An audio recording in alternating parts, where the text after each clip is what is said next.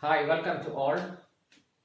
In this video class, we are going to study the topic electrophoresis. We know that chromatography, centrifugation and electrophoresis comes under separation techniques. Chromatography and centrifugation are already discussed. Here we are going to study electrophoresis. Electrophoresis is the migration of charged particles. Electrophoresis is the process of migration. It is the migration of charged particle towards opposite electrodes. That is, for example, if the charged particle is a negative particle, that is anion, it moves toward the positive electrode, that is called anode. If the charged particle is a positively charged particle, that is cation, then it moves into a negative electrode, that is called cathode. So negatively charged particle, that is anion, move towards positive electrode, that is anode. Anode is a positive electrode. Like that, positively charged particles, that is cation, move towards negative electrode, that is cathode. That is the concept behind electrophoresis. In simple terms, it is the movement of charged particles towards its respective electrodes. That is the concept. And now we need to understand what are the factors which affect electrophoresis. So, one is called strength of electric field. Strength of electric field. If the strength of electric field is very high, then the separation will be very fast. So the strength of electric field is the one factor which affects the electrophoresis. Like that, molecular size, like second one is called molecular size of the migrating molecules. Like that, molecular weight of the migrating molecule. Third one is called molecular weight. And fourth one is called hydrophobicity. Hydrophobicity, that is not that it's an affinity towards water molecule. If the hydrophobicity of a particle is very high, it indicates that its affinity towards water is very low. So strength of electric field, molecular size of migrating molecule, hydrophobicity of the migrating molecule, and the nature of migrating medium. That is, if the molecules are migrating towards positive electron through a medium, that medium also play a crucial role in the migration. That is, the factors which affect the migration is the nature of migrating medium. That migrating medium may be either liquid or solid, which will be discussed here. Now, okay, so strength of electric field, molecular size, molecular shape, molecular weight, hydrophobicity, then nature of the migrating medium. These are all the factors which affect the electrophoresis. So now we discuss what is electrophoresis, what is the factor, what are the factors which affect electrophoresis. Now let us move into the classification of electrophoresis. Here the process of electrophoresis are broadly, the process of electrophoresis is broadly classified into two based on their migrating medium, that based on their based on the migrating medium of particles. Through which medium the particle move toward positive electrode or negative electrode, based on that we classify electrophoresis into two. The free electrophoresis and zonal electrophoresis. One is called free electrophoresis. Second one is called zonal electrophoresis. In free electrophoresis, migrating molecules or charged particles. Suppose if you imagine this red dot is a charged particle. The migration of charged particle in free electrophoresis, the migration of charged particle occurs through free electrolyte or solution, that is liquid form. Here the migrating medium is a liquid or free electrolyte, it is a solution, not a water. So here the medium is a liquid or free electrolyte. And in this diagram you can see a positive electrode that is called, a positive electrode that is called anode, and negative electrode that is called cathode, which are connected into a circuit. And you can also see the presence of a free electrolyte or solution. So here the migration of positive and negative charged particle towards anode and the cathode occurs through a medium of free electrolyte. That is why it is called free electrophoresis. And this free electrophoresis is an ancient methodology or ancient technique. But nowadays, at present condition or at present world, most of the biological experiment, most of the biological electrophoresis taken place through zonal electrophoresis is an ancient technique. All kinds of electrophoresis are not possible with the help of free electrophoresis. Mostly we are depending zonal electrophoresis because it has a lot of advantage over free electrophoresis. That's why we are depending this zonal electrophoresis. Now let us move into the second type, that is called zonal electrophoresis. In zonal electrophoresis, the main difference is that in free electrophoresis, charged particles are moving through a free electrolyte. But in case of zonal electrophoresis, this electrolytes or liquid form of medium is replaced by solid supporting media. So in zonal electrophoresis, we are using solid supporting medium as a channel or as a path for the movement of charged particles. But all other setups are similar. In case of zonal electrophoresis, we can see positive electrode, that is called anode, negative electrode, that is called cathode, but we can't see free electrolyte. Instead of free electrolyte, we are using solid supporting medium. For example, we can use paper, filter paper. We are using filter paper instead of free electrolyte. So filter paper is an example for a solid fixed supporting media. And we can also replace paper like that, cellulose acetate. Here we are using paper, filter paper. We can also use cellulose acetate paper.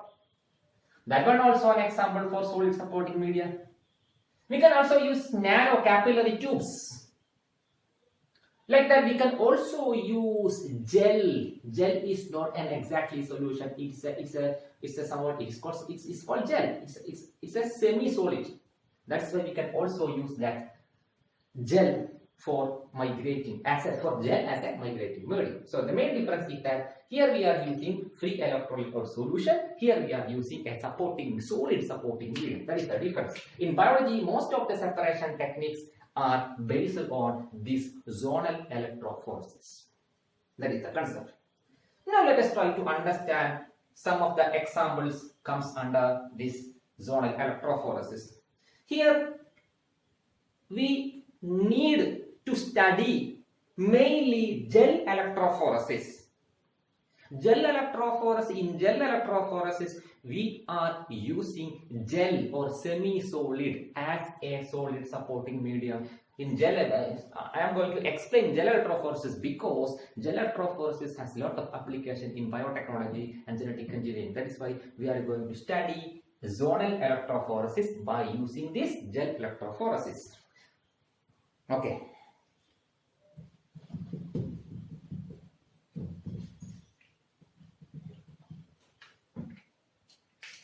Gel electrophoresis.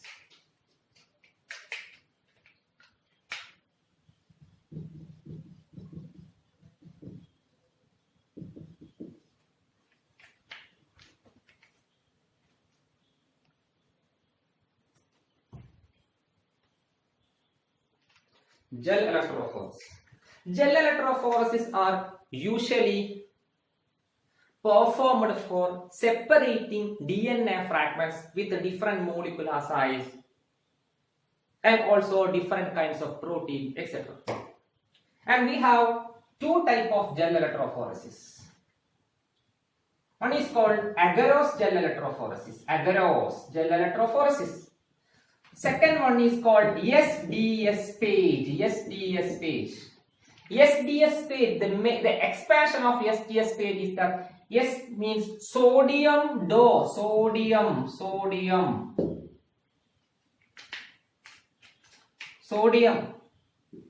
dodecyl. Sodium dodecyl sulfate.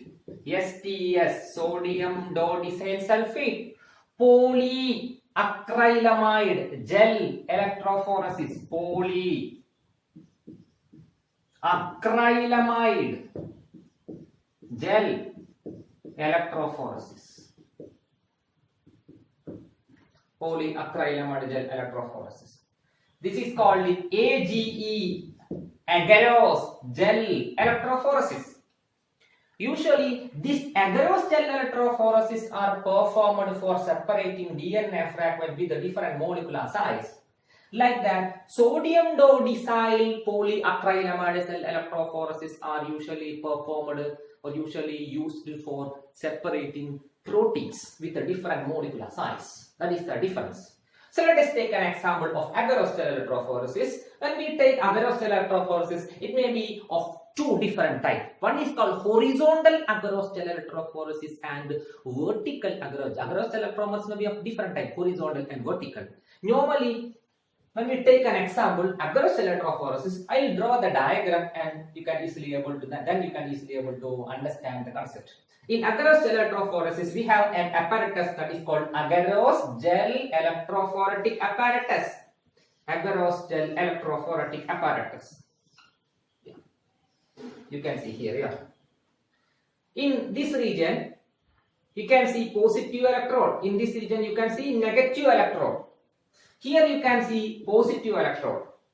In between the positive electrode and negative electrode, we can catch a gel that is migrating medium. It is a solid migrating medium that is called gel. We can fix gel. The gel is called agarose. Agarose. We can able to purchase agarose powder from a chemical shop. After that, we can make it into a solution of different concentration. After that, the solution of that agarose, we can create the solution of agarose by heating at 40 degrees Celsius. After that solution pour into the agarose plate, then it will be solidified. When we allow it to cool, it will be solidified. So this agarose gel is a semi-solid. So in that region, before pouring that agarose, we can use comb. Agarose comb. We can use electrophoretic comb to fix here, so that we can able to create minute well or small pit here. So this is a well. The main feature of the well is that region is free from agarose. So the whole region are filled with agarose except this region. That region is called well. So here we can see negative electrode, positive electrode, then agarose gel. And after that, the positive electrode and negative electrode are connected with a circuit. Okay. So if you want to separate the whole DNA fragments, you can load the whole DNA fragment here, except one region. We don't know the actual genotype, actual molecular size or molecular shape of this DNA fragment. So we need to identify those fragments. For that, we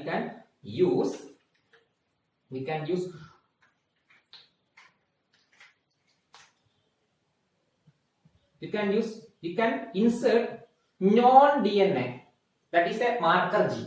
You can use a marker or non-DNA, a DNA fragment with non-molecular size here, so that we can able to trace its presence, its molecular size by using this DNA fragment. Okay.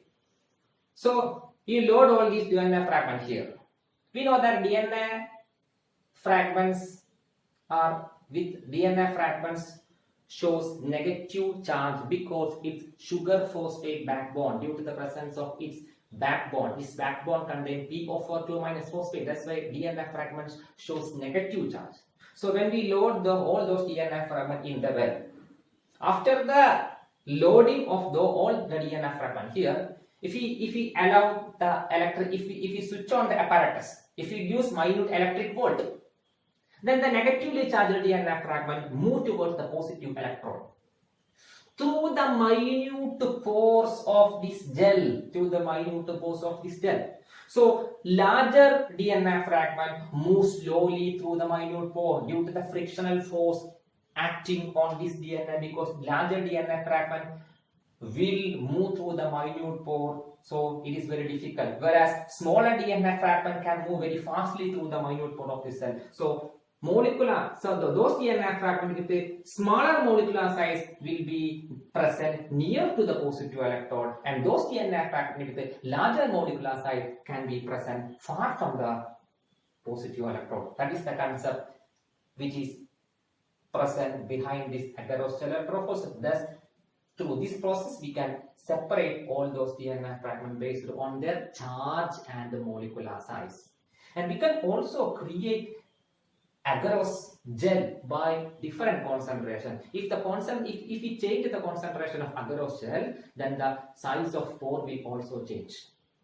So that is that we have to be done based on our need. Like that, we can also use sodium dodecyl polyacrylamide gel electrophoresis, not for DNA.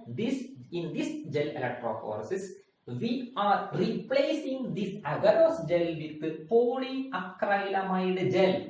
Only the difference is that we are replacing agarose gel with polyacrylamide gel. And also one more change is that proteins are not exactly negative charge like DNA.